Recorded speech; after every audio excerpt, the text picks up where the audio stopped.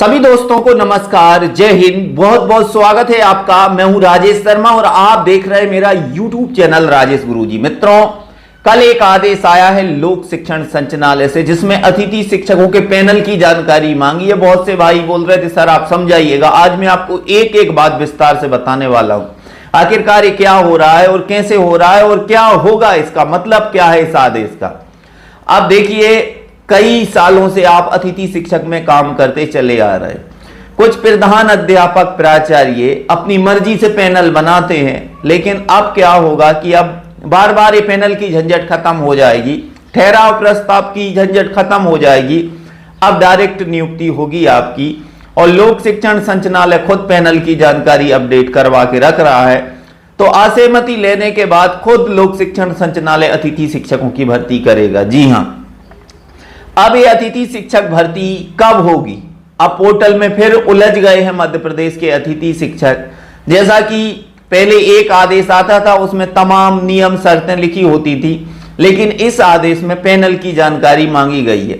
तो सबसे पहले जो पूर्व में कार्यरत अतिथि शिक्षक हैं वो ही काम करेंगे, उनको प्राथमिकता मिलेगी। बाकी जो पद बचेंगे वहां पर नए सिरे से पैनल बनाए जाएंगे, और एक बार पैनल बनने के बाद में फिर बार बार पैनल की झंझट खत्म हो जाएगी।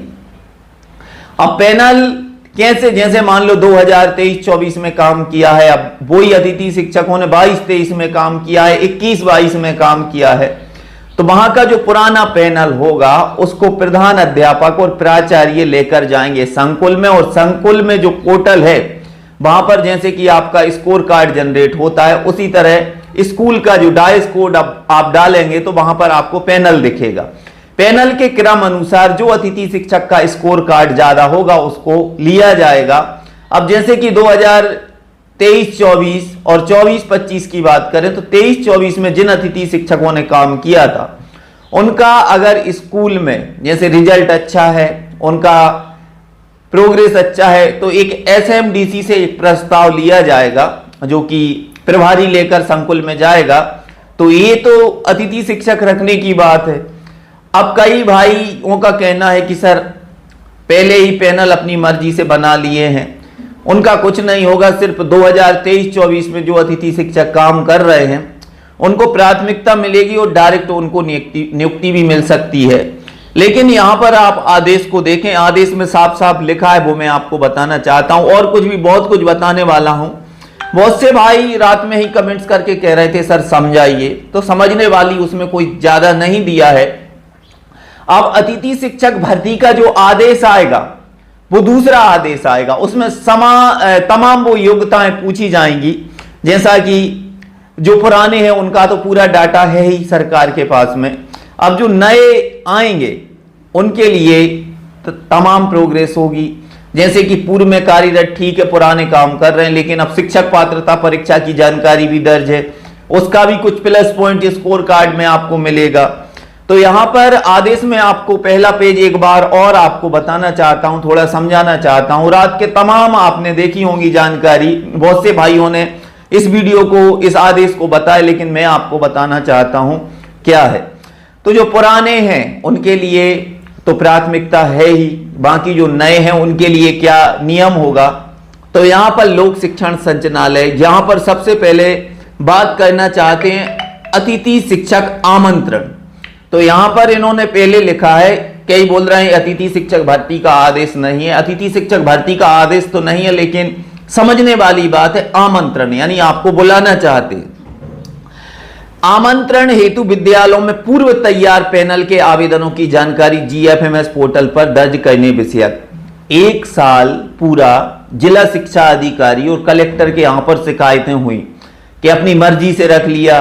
कई जगह ऐसी भी बातें सामने आती हैं कि अतिथि शिक्षक भर्ती के लिए 10-10, 20-20 हजार रुपए मांगे जाते हैं। तो इस तरह की जो तमाम धांधली है अब वो बंद होने वाली है। तो यहां पर मैं आपको बताना चाहता हूं, विषय अंतर्गत शैक्षणिक सत्र 2023-24 में शाला प्रभारियों द्वारा अतिथि शिक्षक आमंत्रण हेतु विद्यालय स्तर पर पूर्व से तैयार आवेदन जिस मेरिट सूची से अतिथि शिक्षक को आमंत्रित किया हो, विद्यालय स्तर पर तैयार समस्त पैनलवार मेरिट सूची की जानकारी GFMS पोर्टल पर नियम अनुसार प्रक्रिया अनुसार दर्ज कराएंगे। देखिए, अब कई स्कूलों में ऐसे हैं, कई स्कूल जहां पर पैनल नहीं है, सिर्फ एक ही कई सालों से काम करता चला आ रहा है, तो उस एक की ही जानकारी दर्ज होगी।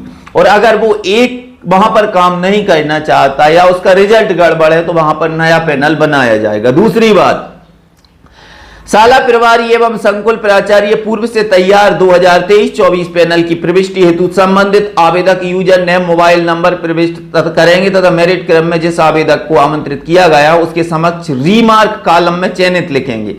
यानी वहां पर चयनित लिखेंगे तो समझ लीजिए कि उसकी ही भर्ती होना है जहां पर चयनित लिखा रहा है। यदि मेरिट क्रम के अनुसार चयन नहीं किया गया है तो प्रत्येक अभ्यर्थी को समक्ष उसका कारण अंकित करेंगे। अब पैनल बना है, पैनल में 5 आवेदन है। एक का स्कोर कार्ड है 190, एक का है 185, एक का है 180। तो 190 वाले को ना रखकर 180 वाले को अगर प्रभारी ने स्कूल में बुलाया है तो वहां पर समक्ष जानकारी एकत्र करेंगे और वहां पर आपको एक आवेदन यानी एक ठहराव प्रस्ताव देना होगा शाला प्रभारी को कि किस कंडीशन में आपने कम वाले स्कोर कार्ड को रखा है। वहां पर स्पष्टीकरण देना होगा किसको, प्रभारी को, संकुल में जाकर। इसके बाद में तब वहां पर उस पैनल से लोक शिक्षण संचालनालय या जिला शिक्षा अधिकारी सिलेक्ट करेंगे।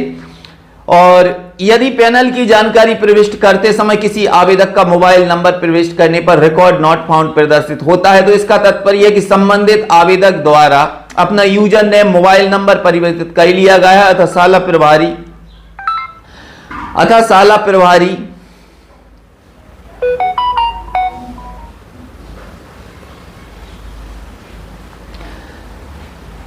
पैनल 2023-24 का पैनल प्रविष्ट हेतु आवेदक यूजर नेम मोबाइल नंबर प्रविष्ट करेंगे तथा मेरिट क्रम में जिस आवेदक को आमंत्रित किया गया उसके समक्ष रीमार्क कॉलम में चयनित लिखेंगे। यदि मेरिट क्रम में अनुसार चयनित नहीं किया तो प्रत्येक अभ्यर्थी के समक्ष उसका कारण अंकित करेंगे।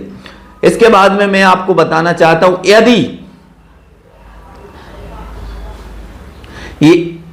यदि विद्यालय वार विषय वार पैनल सत्र 2023-24 की जानकारी को शाला प्रभारी संकुल प्राचार्य को 5 जुलाई 2024 तक पोर्टल पर दर्ज कराना सुनिश्चित करेंगे।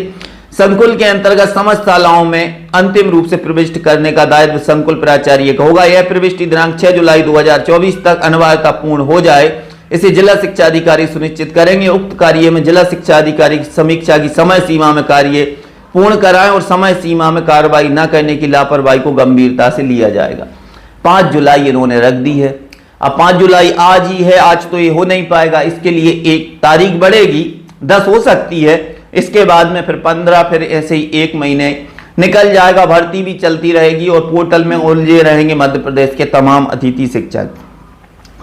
इस आदेश का मतलब यही है कि जो अतिथि शिक्षकों की जो भर्ती होती है वो डीपीआई जानना चाह रही है कि किस तरीके से भर्ती हुई है, कैसे शाला प्रभारी कितने गलत हैं, जैसा कि शिकायत होती है 181 पर। और बाकी इस आदेश का कोई मतलब नहीं है। 2018 में हाई कोर्ट के आदेश के अनुसार प्राथमिकता दी जा रही है, लेकिन भाइयों जो पूर्व में कार्यरत हैं उनका रिजल्ट संतोषजनक है, चाहे उनके पास में शिक्षक पात्रता परीक्षा पास हो या ना हो, डीएड बीएड हो ना हो, उनको रखा जाएगा तो रखा जाएगा। बाकी नए सिरों पर तमाम जो कंडीशनें होंगी, बाकी आप बिल्कुल भी परेशान ना हो। पूर्व में कार्यरत अतिथि शिक्षक को प्राथमिकता मिलेगी, बाकी जो रिक्त पद बचेंगे उन पर नई भर्ती होगी। तो आप लोग बताइए कमेंट्स के माध्यम से, इसके लिए लाइव स्ट्रीम करने वाला हूं तो तमाम अतिथि शिक्षकों से चर्चा भी करूंगा। तो सभी भाइयों को जय हिंद, जय भारत, वंदे मातरम। आप सभी को जय श्री